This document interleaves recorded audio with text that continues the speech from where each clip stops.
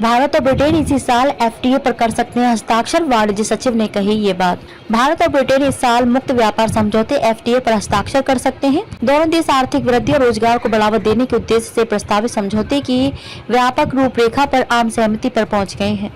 भारत के वाणिज्य सचिव सुनील बर्थवाल ने शुक्रवार को संवाददाताओं से कहा कि हम जल्द से जल्द सौदे को अंतिम रूप देना चाहते हैं। उन्होंने कहा कि लगभग सभी विवादास्पद मुद्दों पर बातचीत पूरी हो चुकी है और साल के समाप्त होने के बहुत पहले ही समझौते पर हस्ताक्षर किए जा सकते हैं। भारत ब्रिटेन के साथ मुक्त व्यापार समझौते एफटीए को खुद से बड़ा निर्यातक बनाने के लिहाज से महत्वपूर्ण मानता है, जबकि ब्रिटेन को इस समझौते से अपनी विस्की प्रीमियम कारों और कानूनी सेवाओं के लिए भारतीय बाजार में व्यापक पहुंच मिलेगी। पिछले साल ऑस्ट्रेलिया के साथ अंतरिम व्यापार समझौते पर हस्ताक्षर करने के बाद भारत के लिए ब्रिटेन के साथ एफटीए किसी विकसित देश के साथ पहला समझौता होगा। ब्रिटेन के लिए यह यूरोपीय संघ से 2020 के बाहर निकलने के बाद विविध वैश्विक व्यापार संबंधों की खोज का हिस्सा है। अगले साल होने वाले लोकसभा चुनावों को देखते हुए यह समझौता प्रधानमंत्री नरेंद्र मोदी के लिए एक महत्वपूर्ण समय आएगा। पीएम आम चुनाव से पहले भारत की व्यापार अनुकूल छवि को मजबूत करना चाहते हैं।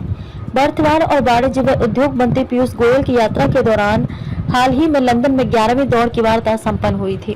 बर्थवाल ने कहा कि एफटीए के कुल 26 अध्यायों में से 19 पर चर्चा बंद हो गई है, जिसमें संवेदनशील ऑटोमोबाइल क्षेत्र से संबंधित मुद्दे भी शामिल रहे हैं।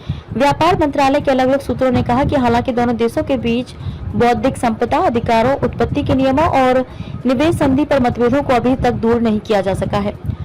बर्थवाल ने कहा कि निवेश के नियमों के मुद्दे पर सैद्धांतिक रूप से सहमति बन गई है, लेकिन दोनों देशों के सीमा शुल्क अधिकारी अभी भी इस तौर तरीकों पर काम कर रहे हैं। भारत द्वारा ब्रिटेन को दी जा रही रियायतों के बारे में पूछे जाने पर उन्होंने कहा कि जब तक सब कुछ अंतिम नहीं हो जाता तब तक कुछ भी अंतिम नहीं है। भारत और ब्रिटेन के बीच द्विपक्षीय व्यापार मार्च में समाप्त होने वाले वित्तीय वर्ष 2022 और 2023 में सालाना आधार पर 16.6% से बढ़कर $20.42 बिलियन हो गया है।